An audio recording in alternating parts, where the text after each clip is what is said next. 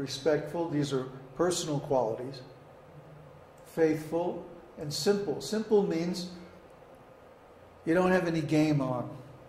Huh? We're taking the knowledge as it is, without trying to speculate some other interpretation. Your purpose is to benefit others, and you're not interested in material gain. These are the qualifications of a real student of Jyotish. And then I want to show this beautiful picture. This is Vyasadeva, and this is baby Krishna being born to his mother and father. This, of course, is Garbhodakshaya Vishnu lying in the Garbhodaka ocean with Lakshmi. Here's Lord Brahma, and here's Radha Krishna in the spiritual world. This knowledge descends from Radha Krishna through Lord Brahma into this material world, and then it's passed down to great sages like Vyasadeva, Parāṣara, and handed down to ordinary people like us. So they have no interest in material life. They have no material purposes at all. And that's the way we should be, or at least try to be, in our study of Jyotish. Now we have to take a real short break and change the tape and the camera. Let's do it now. Krishna says, Shamo damastapa sochang kshantir arjavamevacha jnanam vijnanam ashtakyam brahma karma svabhavajam. Peacefulness, self-control, austerity, purity, tolerance, honesty, wisdom, knowledge, and religiousness. These are the qualities by which the Brahmanas work. Bhagavad Gita, 1842. Florian asks, so do you mean by this that we should get acquainted with the foundations of this high science, but first put it into practice when we are initiates? Well, what is an initiate? An initiate means somebody who's following. So if you're already following the practices, then practically you're initiated. Just because we haven't performed the ceremony yet, that's just a formality. Srila Prabhupada initiated me, for example, just by calling me up into his room and giving me the mantras. There was no ceremony. That's just external. It's important and we should do it, but the real initiation means following the instructions. What's the use of a person accepting formal initiation, going through some kind of ceremony, and then they just do whatever they like? That's not a disciple. That's not an initiate. An initiate means I dedicate my life to the service of my guru. I wanted to quote one more verse from Bhagavad Gita. Idang te nata pakasya na bhaktaya kadachana na cha shushrushave vachyam na cha mang yobhaya suti. This confidential knowledge may not be explained to those who are not austere or devoted or engaged in devotional service, nor to one who is envious of me, Krishna says in Bhagavad Gita 1867. So, confidential knowledge, he says, kadachana. It's kadachana, it's confidential knowledge. So, confidential knowledge, just like if someone is having a personal conversation and they're talking about something very personal and they give some confidential information. Well, then it's the duty of that person not to release that given in confidence publicly. So knowledge that is confidential means it's private, it's restricted, it's not public information, it's not available to just anybody, even if they think they have a reason to know. It's up to the person who's giving the knowledge to say, okay, you can tell it to him and him, but not him. Okay? So what is Parāṣara saying here? By indicating that this knowledge is to be given only to brahmanas, only to people who are, as he describes it, peaceful, truthful, who honor the preceptors and elders, and are God-fearing.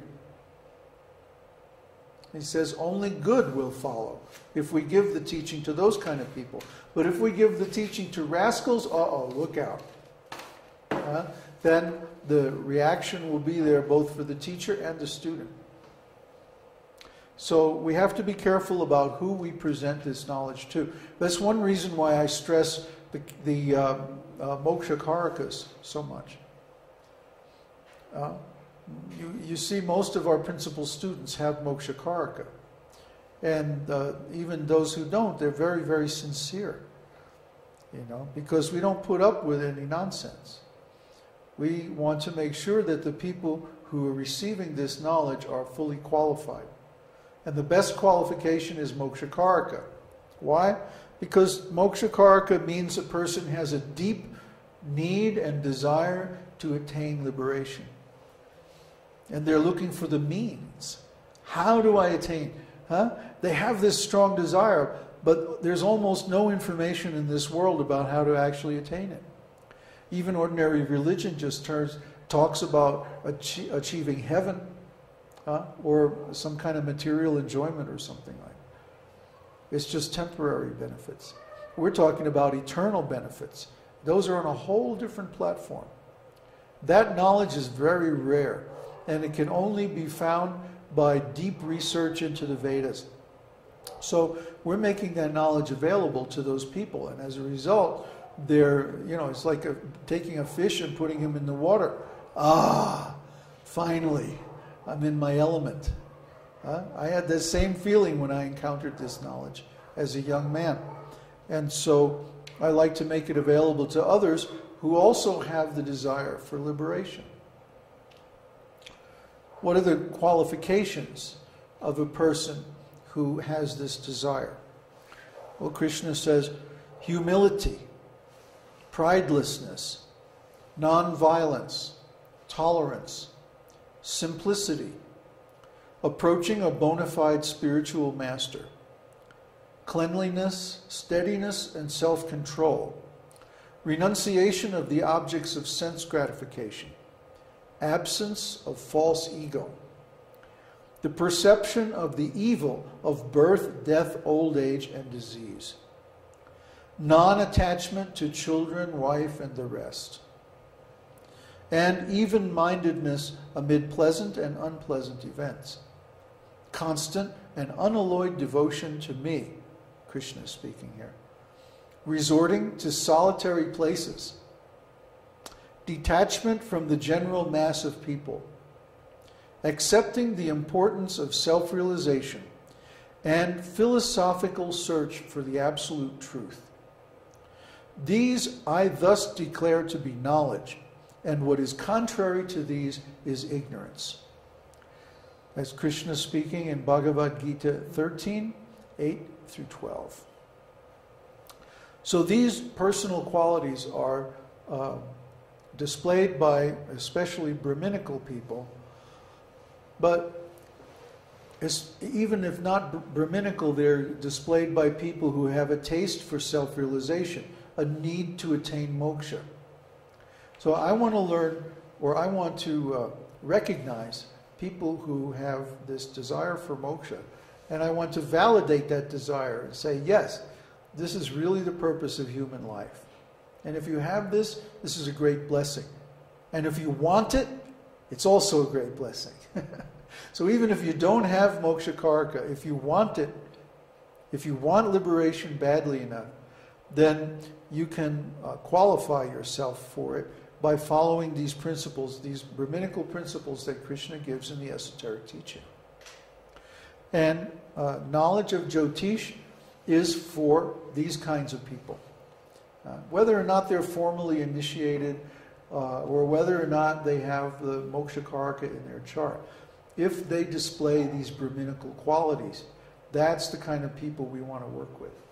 We will share with you all of our knowledge. And all we want is a promise from you that you're not going to misuse it.